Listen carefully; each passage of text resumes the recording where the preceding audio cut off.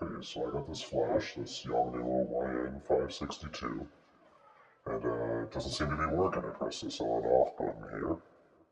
No luck. Let's open up the batteries. Let's put in the brand new batteries that came with this little guy. Plug them in just like it shows you.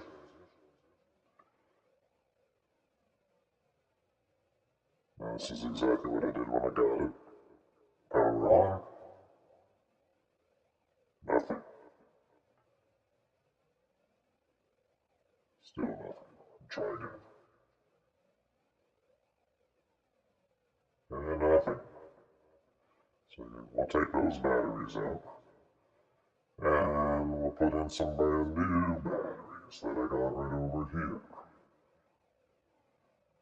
I also tried some other brand new batteries, some energizers.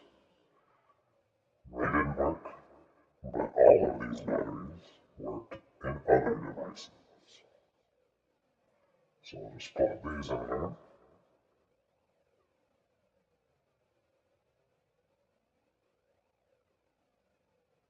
There we go. And